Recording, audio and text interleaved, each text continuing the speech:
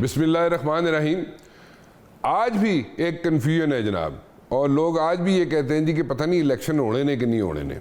और election commission ने tentative एक डेट दी, टेंटेटिव ही कहूँगा, डेट भी नहीं दी, वो तो एक उन्होंने बताया कि जनाब लास्ट वीक ऑफ जनवरी में इलेक्शंस हो सकते हैं, डेट अभी तक नहीं आई। सो वो उसमें कन्फ्यूजन जो है ज़्यादा क्रिएट होनी शुरू हो गई है।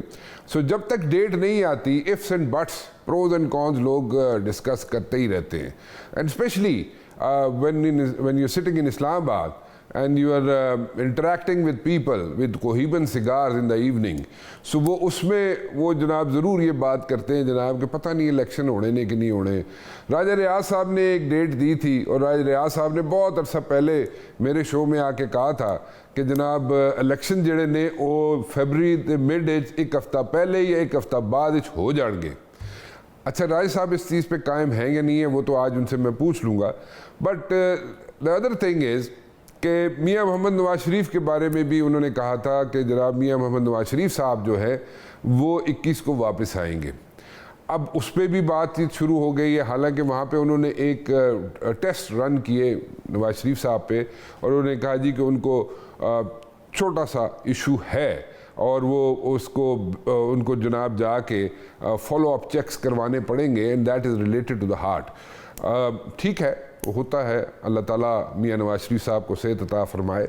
लेकिन अभी भी मियाँ नवाज शरीफ साहब के बारे में बात की जाए तो वो भी ये कहा जाता है जनाब कि पता नहीं मियाँ साहब आएंगे कि नहीं आएंगे। मुशाहिद हुसैन सैयद साहब ने अभी रिसेंटली कल मुझे कहा कि उन्होंने कहा जनाब कि मियाँ साहब को चाहिए कि वो क्रिसमस कि जब छुट्टियां होती हैं लंदन में तो वो उस वक्त आए, अभी उनके आने का वक्त नहीं है। हाली कोई ज़रा कोई थे ना इलेक्शन मोड लोग गए नहीं ने, हाली कोई जोश नहीं है यहाँ पे, और अवाम में वो जोश नज़र नहीं आ रहा। सो जब जोश नज़र आए अवाम में तो फिर मियाँ साहब आ जाएँ तो बड़ी अच्छी गल हो जाएगी। चले, वो मुशाहिद हुसैन सैयद साहब की अपनी इनटेक है, मुशाहिद हुसैन सैयद साहब का अपना इनपुट है जो उन्होंने दिया। But then again what is the reality check? Reality क्या है? रियलिटी क्या इसी तरह ही है या राजा रियाज साहब उसी चीज़ पे कायम है कि इलेक्शन जनाब मिड फरवरी के एक हफ्ता पहले एक हफ्ता बाद हो सकते हैं और होंगे, और उसके बाद उन्होंने रिपीटेडली डिफरेंट शोज़ में जाके भी इस चीज़ को कहते रहे। वो आज भी इस चीज़ पे कायम है, नहीं कायम है, वो भी पूछूंगा उनसे। और फिर ये भी पूछूंगा कि जनाब मियाँ मोहम्मद नवाज शरीफ साहब से उनकी मीटिंग होती है लंदन में, और लीडर ऑफ द अपोजिशन जाके मीटिंग करे लंदन में और मियाँ मोहम्मद नवाज शरीफ साहब से करे, तो उस पर भी लोगों ने बहुत एतराज़ किया। तो क्यों एतराज़ किया? हालांकि उस पर एतराज़ की कोई बात है या नहीं है ये तो राजा साहब भी बताएंगे। राजा साहब हैं कैसे, आप खैरियत से हैं? जी अल्लाह का शुक्र। राना साहब आप खैरियत से हैं? ठीक हैं, अल्लाह का शुक्र जी, अल्लाह का शुक्र। मीटिंग कैसी रही लंदन में आपकी मियाँ मोहम्मद नवाज शरीफ साहब से? पहले तो वो बात कर लें। मेरी मियाँ नवाज शरीफ साहब से बहुत अच्छी मीटिंग रही जी, और ख़ास तौर पे मियाँ शहबाज शरीफ साहब का मैं बहुत मशकूर हूँ, क्योंकि मैंने उनके साथ बतौर सीनियर मिनिस्टर भी काम किया हुआ है, बतौर पंजाब में अपोजिशन लीडर के काम किया हुआ है, और अब वो वफाक में उनके साथ अपोजिशन लीडर था। तो मियाँ शहबाज शरीफ साहब ने, मैं उनका शुक्रगुजार हूँ कि बहुत अच्छे कलमात मेरे बारे में मियाँ नवाज शरीफ साहब को कहे और बहुत ज़बरदस्त अल्फाज में उन्होंने मेरे बारे में मियाँ साहब को बताया। मैं मियाँ शहबाज शरीफ साहब का बहुत मशकूर हूँ, और मियाँ नवाज शरीफ साहब का भी मशकूर हूँ कि उन्होंने इन तमाम चीज़ों को बहुत सराहा। तो do you take it as a positive sign कि मियाँ शहबाज शरीफ साहब ने आपके फेवर में बातें की नवाज शरीफ साहब से, क्योंकि आप लीडर ऑफ द अपोजिशन थे और लोग एतराज़ कर रहे हैं कि जी लीडर ऑफ द अपोजिशन हो के जनाब मियाँ नवाज शरीफ साहब से मिलने चले गए जैसे ही असम्बलीज़ का टेन्योर ख़त्म हुआ, और उसके बाद जनाब शहबाज शरीफ साहब आपकी तारीफ़ें करें, तो वो कुछ अजीब सा नहीं लगता? राना साहब, बात यह है कि अब जब मैं मियाँ नवाज शरीफ साहब को मिला हूँ तो मैं अपोजिशन लीडर नहीं था, और ना मैं MNA था, ना मैं किसी ओहदे पे था। मैं बिल्कुल एक, जिस तरह हर पाकिस्तानी का राइट है कि वो किसी वक्त कोई फैसला कर सके, अब मेरे पास ना किसी पार्टी का टिकट था, ना मैंने कोई पार्टी ज्वाइन की हुई थी। इमरान खान की पार्टी को मैं 3.5 साल पहले छोड़ चुका था, तो अब मैं मुकम्मल तौर पे आज़ाद था, और इस आज़ादी की सूरत में मैंने ये फैसला किया कि मैंने मुस्लिम लीग नून ज्वाइन करनी है। और वो मैंने लंदन में जाके मियां नवाज शरीफ साहब और मियां शहबाज शरीफ साहब से मुलाकात करके नून लीग को ज्वाइन किया है। तो टिकट भी आपको जनाब कंफर्मेशन होगी? टिकट की यकीन जाने राना साहब, वहाँ पे कोई बात नहीं हुई। अच्छा। ना मैंने की ना उन्होंने की। इंशाल्लाह ताला, जिस तरह आपको पता है कि हर पार्टी में बोर्ड बनते हैं, सब लोग सीनियर से सीनियर आदमी भी उस बोर्ड में अप्लाई करता है टिकट के लिए, और एक पूरा प्रोसीजर होता है हर पार्टी का। तो मुस्लिम लीग नून का भी एक प्रोसीजर है, वो दरखास्तें मांगेंगे, मैं दरखास्त ज़रूर दूंगा। इंशाल्लाह उम्मीद है कि मुझे मौका देंगे। बहरहाल ये बोर्ड का फैसला है। तो व्हाट आर द चांसेस कि आपको कमिटमेंट तो दी होगी ना उन्होंने, कोई हामी तो भरी होएगी ना उन्होंने कि हाँ जी तानू टिकट देवांगे, कि उस भी कोई डाउट है नहीं? मैंने आपको बताया कि वहां पे टिकट का जिक्र तक भी नहीं हुआ। अच्छा। एक होता है ना कि टिकट के बारे में मैंने कोई बात की हो या उन्होंने कोई बात की हो, इस तरह की कोई बात वहां पे टिकट के बारे में बात नहीं है। तो की गल की करते रहे हो तुसी मियां साहब ने? इतनी देर बैठे रहे हो तुसी मियां साहब ने, की उसे चाह पी के आ गए? मियां साहब के साथ पहले कोई उनके जो कानूनी मशीर थे वो बैठे थे, कुछ देर उन्होंने बात की, कुछ देर मेरे बारे में बात चलती रही, और उसके आखिर जो था उसमें मियां नवाज शरीफ साहब ने जो पाकिस्तान के मौजूदा हालात हैं, जो माशी मसाइल हैं, जो गरीब आदमी की मुश्किलात हैं, बिजली के बिलों का उन दिनों में, आज भी है लेकिन उस वक्त बहुत ज्यादा प्रेशर था, बिजली के बिलों की वजह से मियां साहब परेशान थे, सुई गैस के बिलों, महंगाई, डॉलर उस वक्त बड़ा ऊपर जा रहा था। तो जिस दिन मेरी मुलाकात हुई है उस दिन डॉलर कोई 330 रुपए के करीब, या डॉलर पे बड़ी देर बात हो रही। वहाँ पे साहबदार साहब भी मौजूद थे, उन्होंने भी बताया कि क्या मसाइल हैं। तो मियां नवाज शरीफ ने कहा कि देखे मैं अच्छी भली हुकूमत चला रहा था, बहुत सी चीजों पे हमने काबू पा लिया था, मसाइल काफी हद तक हल हो गए थे, लेकिन मुझे एक साजिश के जरिए निकाल दिया गया, और उसकी वजह से आज ये मुल्क के हालात हैं। इंशाल्लाह ताला पूरे मेहनत कोशिश से इन हालात को हम सब ने मिलकर ठीक करना है। अच्छा राय साहब, do you still stand by your words के इलेक्शंस जो हैं वो फरवरी 2024 के मिड में, एक हफ्ता पहले एक हफ्ता बाद छोड़ेंगे? जी राना साहब, बिल्कुल 100%। मैं आज फिर ये अपनी बात दोहराता हूँ कि 15 फरवरी के इर्द गिर्द या हफ्ता पहले या हफ्ता बाद में इलेक्शन होंगे। जनवरी में इलेक्शन मुश्किल है, फरवरी में ही, मिड फरवरी में ही इलेक्शन होंगे। राय साहब, ये मौलाना फजल रहमान साहब कहते हैं जनाब कि जनवरी बड़ी सर्दी होएगी, वाकई तानू सर्दी का उन्होंने खतरा है, या he is not ready for the elections, या व्हाट्स द इशू? वो इलेक्शन डिले कराना चाहते हैं या वो चाहते हैं कि इलेक्शन फरवरी च ना हो? What exactly is going on? नहीं, मेरा ख्याल राणा साहब कराना चाहते हैं केपीके में, क्योंकि उनकी जमात का ज्यादा असर है, और केपीके में बहुत से ऐसे इलाके हैं जहाँ पे जनवरी के दिनों में ये हकीकत है कि बर्फ होती है। लेकिन फरवरी इंशाल्लाह मौलाना साहब को सूट करेगा। मिड फरवरी में अगर डेट आ जाएगी तो मेरा ख्याल है मौलाना साहब को इतराज नहीं करेंगे। कितना टेम्परेचर डिग जाएगा फरवरी? एक डिग्री? वो जो बर्फ पड़ रही होती है फरवरी में, वो हालात नहीं होते, और जिसने वोट डालना उसके लिए कोई मुश्किल नहीं होगी फरवरी में। अच्छा, चलो ठीक है। अच्छा, मियां मोहम्मद नवाज शरीफ साहब वाकई 21 को आ रहे हैं कि अभी भी कोई सेकंड थॉट्स है, या कोई अभी भी 50-50 चांस है, या आप क्या तुसी हसदे पे हो राय साहब? मैं तुसी दस दो राणा साहब। अब तो उन्होंने साफियों को लंदन में, जो पाकिस्तानी साफियां हैं, उनको आखिरी खाना भी खिला दिया है। अच्छा। और उनके साथ गिले शिकवे भी कर लिए हैं। उन्हें बताया है कि साफत किस तरह करते हैं। हाँ। तो वो उन्होंने उस मराइल तय कर लिया है। मियां साहब इंशाल्लाह 21 अक्टूबर को शाम को मनारे पाकिस्तान के जलसे में खिताब करेंगे, चाहे जो मर्जी हो जाए। मियां नवाज शरीफ 21 अक्टूबर को आ रहे हैं और मनारे पाकिस्तान में जलसे से खिताब करेंगे। चलो ठीक है। अच्छा, do you think election mode में हम लोग चले गए राय साहब के? इलेक्शन नहीं, इलेक्शन मोड में कोई आदमी नहीं, ना कैंडिडेट है ना अवाम है। जब तक इलेक्शन का शेड्यूल नहीं आएगा, हमेशा यही होता है कि इलेक्शन शुरू नहीं होता। इलेक्शन के शेड्यूल के बाद इलेक्शन शुरू होता है। लोगों ने अपने अपने राब्ते शुरू किए हुए हैं। हम भी राब्ते कर रहे हैं, खास तौर पे हम तो ज्यादा तेज कर रहे हैं क्योंकि हमने मियां नवाज शरीफ के इस्तकबाल के लिए फैसलाबाद से एक बहुत बड़ा जुलूस लेके जाना है। अच्छा। तो इसलिए राब्ते शाब्ते हर जमात, हर कैंडिडेट राब्ते कर रहा है, अपने लोगों को जो नाराज है उन्हें मना रहा है, कोई और दोस्तों को शामिल करने की कोशिश कर रहा है। लेकिन इलेक्शन शुरू, राना साहब, जिस दिन शेड्यूल आएगा उस दिन इलेक्शन शुरू होगा। आपको शेड्यूल कब आता हुआ नजर आता है इलेक्शन कमीशन से? फरवरी, जनवरी, नवंबर के एंड में मेरा ख्याल है शेड्यूल आ जाएगा। सो अभी भी मतलब कि कोई अगर हम कहें कि अभी है टाइम, शेड्यूल अभी नहीं आएगा, मतलब 1 महीना है, 1 महीना मेरा ख्याल लगेगा। मतलब 1 महीना लगेगा इलेक्शन कमीशन को इलेक्शन का शेड्यूल देने में।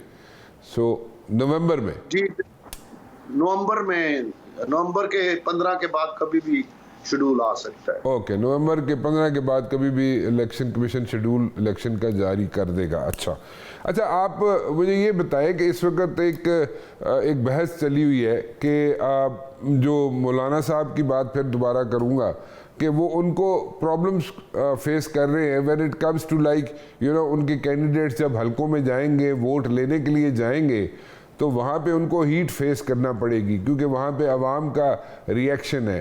क्या इसी किस्म का रिएक्शन जो है पंजाब में भी देखने को मिलेगा या आप लोगों की एवरीथिंग इज हंकी डोरी? नहीं राना साहब, हम तो हलकों में फिर रहे हैं, खास तौर पे जब से ये मियां नवाज शरीफ का आने का शेड्यूल आया है। हमें तो अल्लाह का शुक्र है, कोई प्रॉब्लम नहीं है, जलसे कर रहे हैं, रैलियां कर रहे हैं।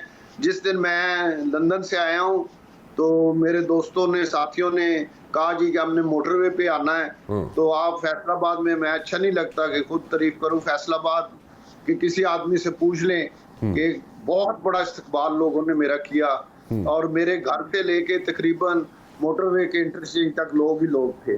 तो ये लोगों का शुक्रिया है, लोगों की मेहरबानी है जो उन्होंने इतना प्यार किया।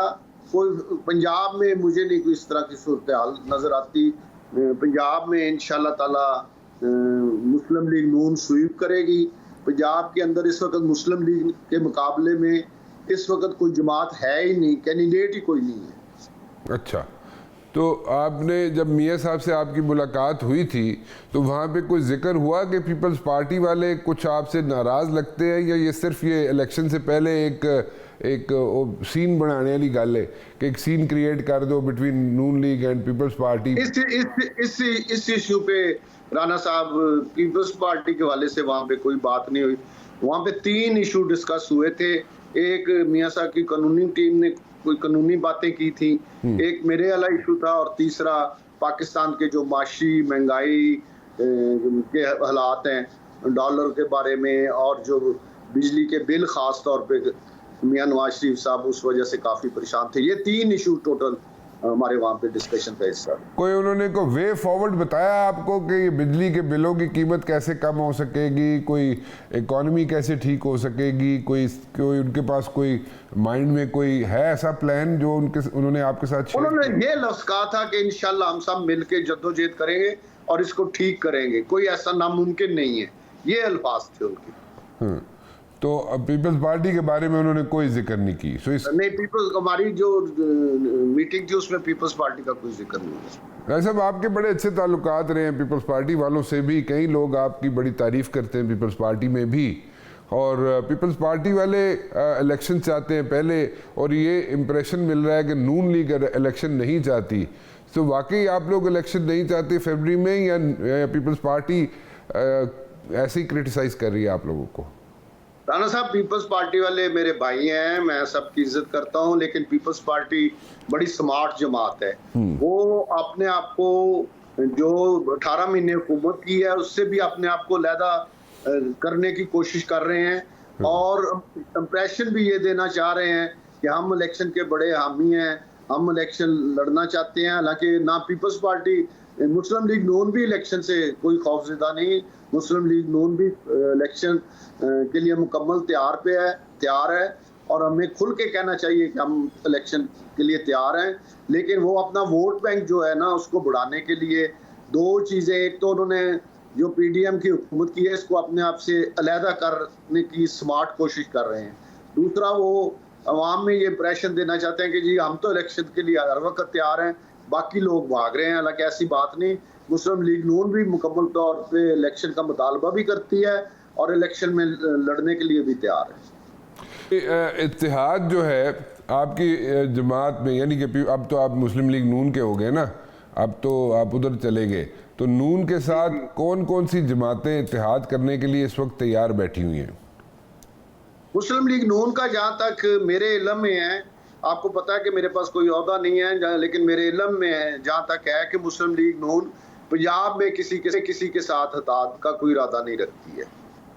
अच्छा, तो इधर अपना खुसरो बख्तियार अगर कोई बंदे लेके आ जाए तो वो अगर वो आ सकते हैं, शामिल हो सकते हैं नून लीग में? ये तो नून लीग में उस जगह ही लोगों को शामिल करेंगे जहाँ पे वो उनको टिकट दे सकें या उनकी एडजस्टमेंट कर सकें, जहाँ पे इनके अपने, क्योंकि इनके अपने काफ़ी हैवी वेट लोग हैं, 3-3, 4-4, 5-5 दफ़ा वो MNA MPA बने हुए हैं नून लीग में। काफ़ी सारे ऐसे लोग हैं, हर ज़िले में ऐसे लोग हैं। तो जहाँ के पे इनके हैवी वेट लोग हैं, या जो एक दफ़ा जो 3 दफ़ा MNA बना हुआ आदमी, उसको तो टिकट मुश्किल होता है रोकना, और उसकी जगह नए बंदे को टिकट दें, ये ज़रा मुश्किल होगा। सो आप मतलब ये कह रहे हैं कि इलेक्शन से पहले अगर वो आप लोगों को शामिल होना चाहें तो उसमें आपको इशू है, लेकिन अगर इलेक्शन के बाद कोई सीटें निकाल लें, अगर वो खुसरो बख्तियार ने जो बंदे शंदे इकट्ठे किए, वो तो नेचुरल है।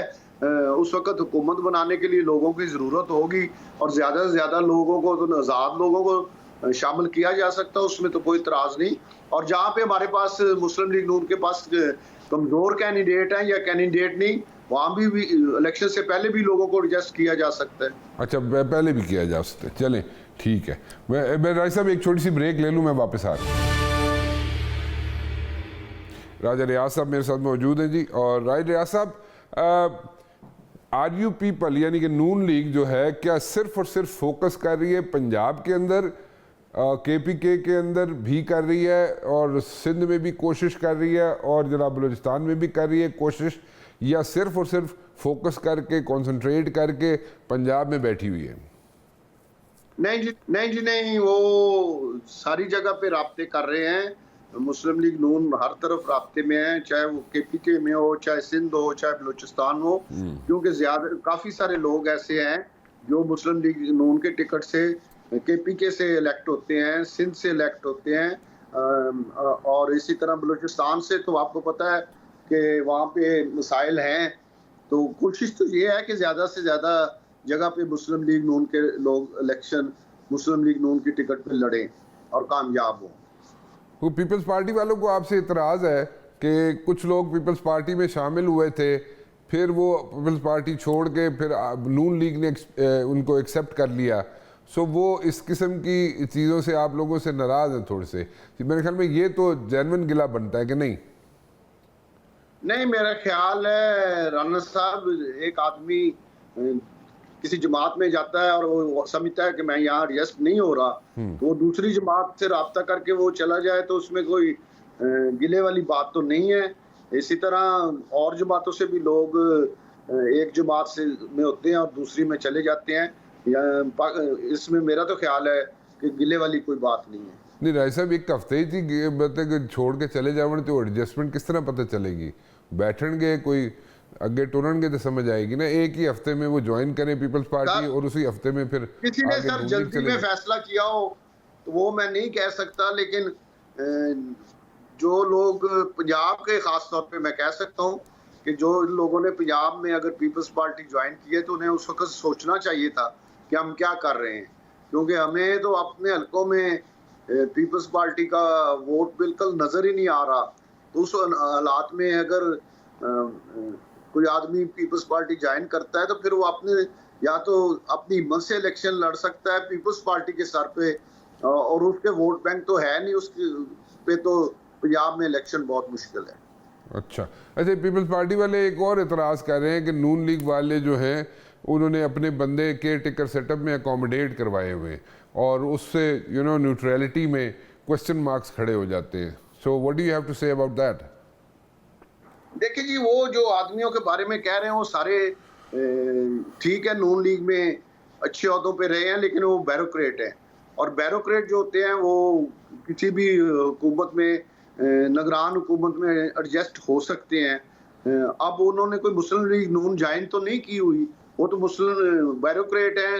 हालांकि वो ये हो सकता है कि वो मुस्लिम लीग के दौर में अच्छी सीटों पे रहे हों, तो इस वजह से ब्यूरोक्रेट अगर हैं और उनकी कोई हमदर्दी, इसी तरह कुछ ब्यूरोक्रेट ऐसे हैं जो पीपल्स पार्टी से या मौलाना फजल रहमान की जमात से हमदर्दी रखते हैं। तो हमदर्दी रखना और होता है, उसके कारकुन और होना और होता है। हमारा कोई कारकुन तो वजीर नहीं है, हमदर्दी रखने वाला या एक साबिक रिटायर्ड ब्यूरोक्रेट अगर बनता है तो मेरा ख्याल ये एतराज़ जायज़ नहीं है। ओके, अच्छा, यहाँ से अगर हम थोड़ा सा आगे चलें, इलेक्शंस के बाद का ज़रा सिनेरियो डिस्कस कर लें। एक SIFC है जो बनाई गई और जो पिंडी वालों ने उस पर कोशिशें करके SIFC बनाई, और वो कोशिश कर रहे हैं पिछले तकरीबन 1 साल से सवा साल से कि यहाँ पे इन्वेस्टमेंट जो है पाकिस्तान के अंदर लाई जा सके।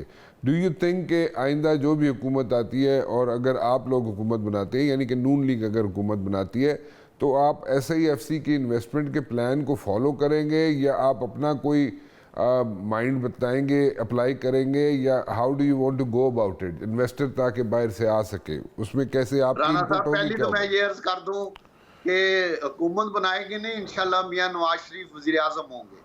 ये तो आप मेरे पेशगोई में शामिल कर ले। अच्छा, इंशाल्लाह मियां नवाज शरीफ वजीर आजम होंगे। अच्छा, बाकी जो चीजें पाकिस्तान के मफाद में होंगी उनको जारी रखा जाएगा यकीनन, और जिनसे बेहतरी आ सकती है, पाकिस्तान के माशी हालात बेहतर हो सकते हैं, पाकिस्तान के गरीब आवाम को रिलीफ मिल सकता है, वो चीज़ें अगर आज बन रही हैं या पहले बनी हैं या बाद में बनेगी, हमारे आने तक जो भी पाकिस्तान के मफाद में चीज़ें होंगी, पाकिस्तानी अवाम के मफाद में चीज़ें होंगी, वो जारी रहेंगी।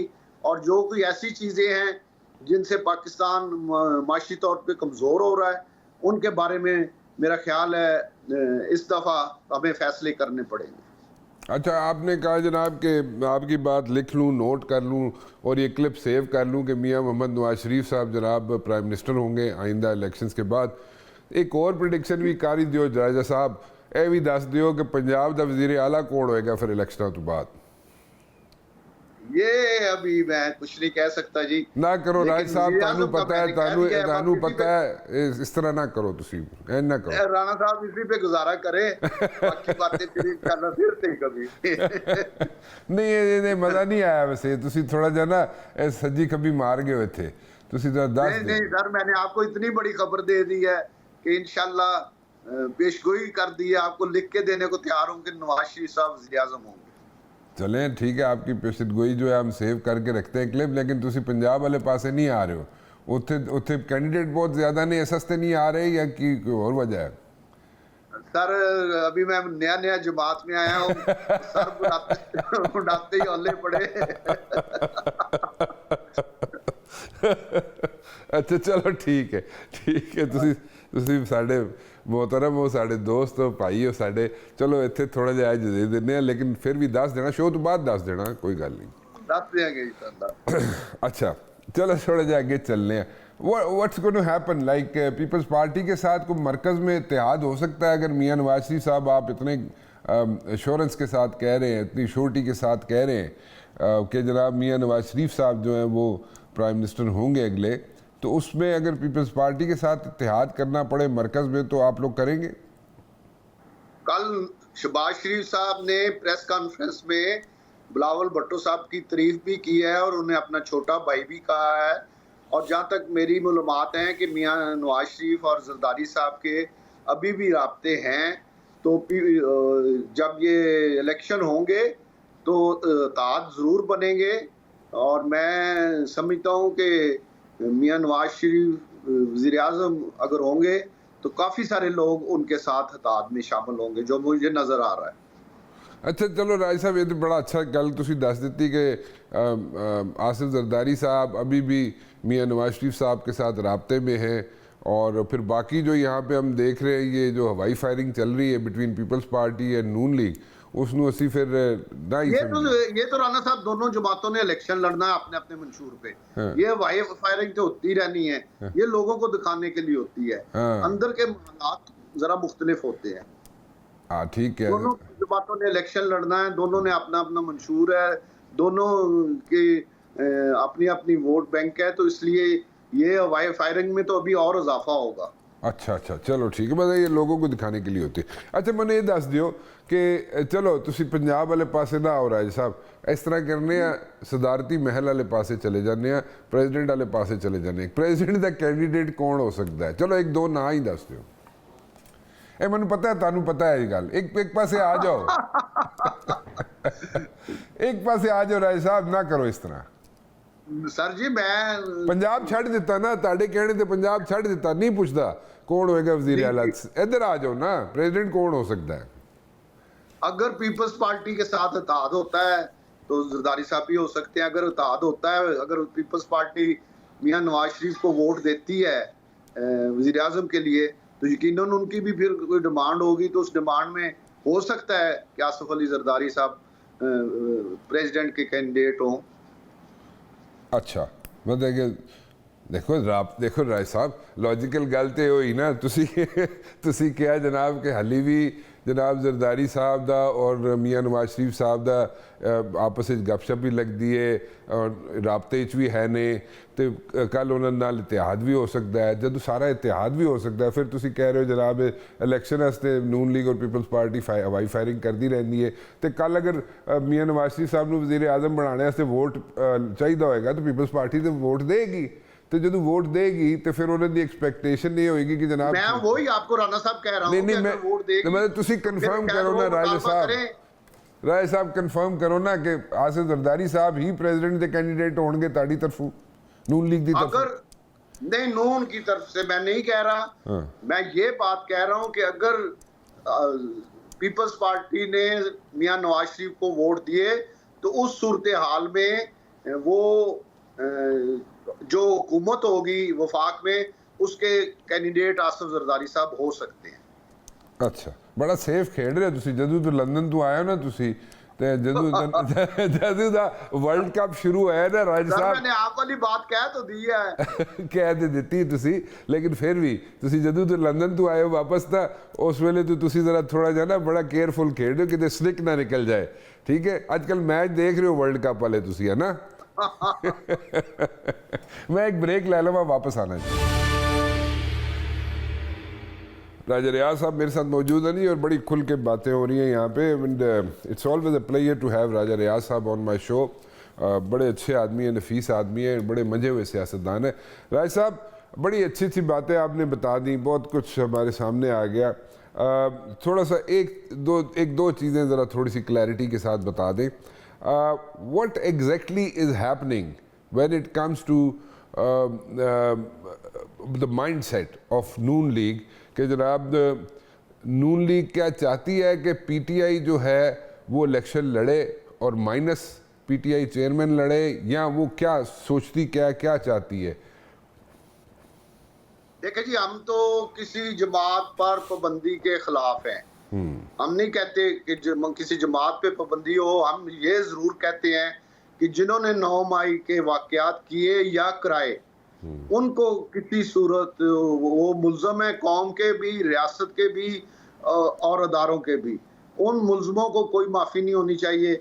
सियासी जमात के हम मुखालफ नहीं हैं, सियासी जमातों को बिल्कुल इलेक्शन लड़ने की इजाज़त होनी चाहिए, लेकिन जिन्होंने 9 मई के वाकयात किए हैं या कराए हैं या उसके पीछे थे या उसकी लोगों को ट्रेनिंग दी या लोगों के उसमें ज़हन बनाए या लोगों को टारगेट दिए कि आपने फ़लाँ चीज़ पे हमला करना है, आपने फ़लाँ शहर में फ़लाँ जगह हमला करना है, वो कौमी मुल्ज़म है, वो रियासत के मुल्ज़म हैं, वो इदारों के मुल्ज़म हैं। उनके साथ कोई नरमी हम चाहते हैं कि नहीं होनी चाहिए, उन्हें सख्त से सख्त सज़ा होनी चाहिए। राज साहब आज एक बात तो बताएं कि ये आपने कब फैसला किया कि आप पीटीआई को वाकई छोड़ देंगे? ये नहीं, वो जो नो कॉन्फिडेंस हुआ उस पर नहीं बात कर रहा मैं, उससे पहले नहीं सर, मैंने तो जब जहांगीर तरीन के साथ पहली प्रेस कॉन्फ्रेंस की थी, उनके ऊपर जब मुकदमा हुआ था आज से 3.5 साल पहले, मैंने उस वक्त फैसला कर लिया था। इमरान खान के रवैये की वजह से वो ज़हनी तौर पे सियासतदानों के खिलाफ था और मैं उसे ये बावर कराता था कि सारे सियासतदान बुरे नहीं हैं, सारे करप्ट नहीं हैं। लोग अपनी ज़मीनें बेच के अपने अपने पैसे लगा के इलेक्शन लड़ते हैं। बहुत से लोग ऐसे हैं, कुछ होंगे हर जगह। राणा साहब, आपको पता है कि कुछ काली भेड़ें होती हैं हर फील्ड में। तो बाकी इमरान खान ये समझता था कि सब सियासतदान, एक मैं ठीक हूँ, बाकी सब चोर है। अच्छा राय साहब, फिर मतलब कि आपने उस वक्त कर दिया था कि जनाब पीटीआई के चेयरमैन जो हैं वो सारे पॉलिटिशियंस को एक ही नज़र से देखते हैं, इसलिए आपने फैसला किया कि आप अलग हो जाएंगे। क्योंकि राणा साहब, इसकी वजह यह है कि हम जिम्मेदार लोग हैं, अपनी जमीनें बेच के सियासत करते हैं। अल्लाह का शुक्र है एक आने के रवादार नहीं, और वो हमें इस तरह देखता था कि शायद हम चोर हैं। सब एमएनए के साथ उसका ये रवैया था, और सब सियासतदानों के बारे में भी उसका यही ज़हन था कि ये सब चोर है, बस लूटने के लिए आते हैं। हालांकि लूटा उसने आप सबसे ज्यादा है, करप्शन उसने आप सबसे ज्यादा की है, लेकिन वो अपने आप को बड़ा फरिश्ता बना के पेश करता था। तो मैंने उस वक्त फैसला कर लिया था कि मैंने इस आदमी की ना पार्टी में रहना है, ना इसके साथ सियासत करना। और पहला प्रेस कॉन्फ्रेंस जो पूरे पाकिस्तान में किसी एमएनए ने इसके खिलाफ की थी, वो मैंने की थी। ये लाहौर में, ये रिकॉर्ड पे है। और मैंने कहा था कि इमरान खान ने झूठा मुकदमा बनवाया है जहांगीर तरीन पे। और एक और चीज राणा साहब मैं आपके इल्म में लाना चाहता हूँ जी। जब राणा सनाउल्लाह पे पर्चा हुआ था हिरोन का, तो मैंने उस वक्त भी ये बयान दिया था। इसने मुझे नाराजगी का इजहार किया था उसके अंदर। मैंने कहा था राणा सनाउल्लाह ये काम नहीं कर सकता, ये रिकॉर्ड का हिस्सा है। मैंने कहा राणा सनाउल्लाह ये काम नहीं कर सकता। मैं उसे असद दराज से जानता हूँ, मैं और वो पीपल्स पार्टी में इकट्ठे रहे, और कोई इल्जाम लगा लेते, ये काम कम अज कम वो नहीं कर सकता। और राणा सनाउल्लाह ने, राणा साहब ये रिकॉर्ड की बात आपको बता रहा हूँ, आपसे उनसे पूछ लीजिएगा, जिस दिन उन पे पर्चा हुआ उससे एक हफ्ता पहले मैं पीटीआई का एमएनए था, राणा साहब मुस्लिम लीग नून के एमएनए थे। लॉबी में हम इकट्ठे हुए, तो राणा सनाउल्लाह ने मुझे कहा कि ये पीटीआई की हुकूमत, तुम्हारी हुकूमत मेरे पे कोई घटिया मुकदमा बनाने की सोच रही है, तो इनका कहना कि कोई पर्चा देना तो कम ना देना, चबल ना मारना। तो मैं जब ये पर्चा हुआ तो मैंने कहा था कि सनाउल्लाह ने मुझे ये बात भी कही थी, और आज ये जो पर्चा हुआ ये झूठा और गलत है। मैं सनाउल्लाह को जानता हूँ, वो ये काम नहीं कर सकता, ये गलत पर्चा दिया इन्होंने। उस पर भी इमरान खान मेरे से नाराज हुआ था। अच्छा, तो उस वक्त आपने अपनी राहें जुदा की। अब क्या फ्यूचर है आपका? जहांगीर तरीन साहब कहाँ पे खड़े हैं? आप लोगों के साथ जाएंगे? क्या कैसे लेके चलेंगे? राणा साहब उनकी तो अपनी जमात है, मेरे बड़े भाई हैं, मेरे लिए एहतराम की जगह है, लेकिन उन्होंने अपनी जमात बना लिया। और मैंने उनको पहले बता दिया था कि आप मेरे बड़े भाई हैं, हम इकट्ठे आपके साथ चले हैं, लेकिन मैं अपना सियासी फैसला जब मैं इस अपोजिशन लीडर के ओहदे से रिटायर होऊंगा उसके बाद मैं फैसला करूंगा। कितना टफ टाइम दे सकती है आपको पीटीआई पंजाब में इलेक्शंस में? पीटीआई का कैंडिडेट ही कोई नहीं, टफ टाइम उसने क्या देना है। अच्छा, हमारे जिले में 10 सीटें हैं, इस वक्त 10 सीटों पे 1 या 2 कैंडिडेट भागे हुए हैं, बाकी सब ने माफी मांग ली है। अच्छा, सो आपके ख्याल में आइंदा आने वाले इलेक्शन में इंडिपेंडेंट कैंडिडेट्स जो हैं वो अपना रोल प्ले करेंगे, वो असर्ट करेंगे, या आप कुछ और देखते हैं? इंडिपेंडेंट जो पीटीआई छोड़ गए हैं वो इस कोशिश में मुझे लग रहे हैं कि हम आजाद लड़े और पीटीआई के लोग जो हैं हमें वोट डालें, लेकिन ये मुश्किल होगा, इस तरह काम चलेगा नहीं। क्या मुश्किल क्या होगा?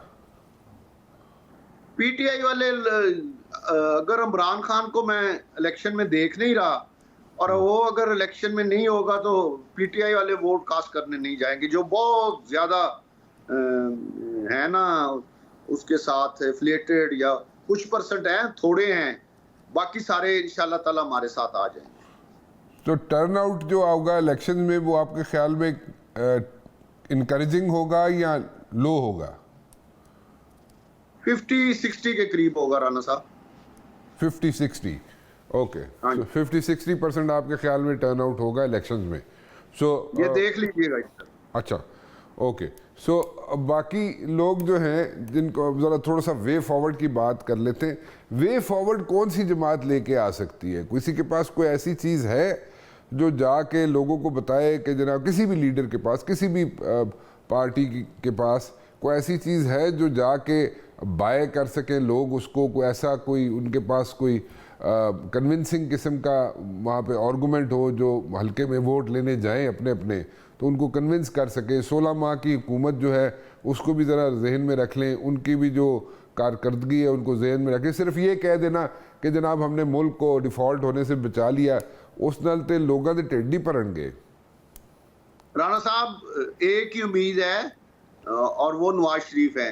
नवाज शरीफ ने हमेशा मुल्क को मुश्किल मामलात से निकाला है और मुल्क को पटड़ी पे चढ़ाया है, मोटरवेज बनाई हैं, इकॉनमी को ठीक किया है, एटमी धमाके किए हैं।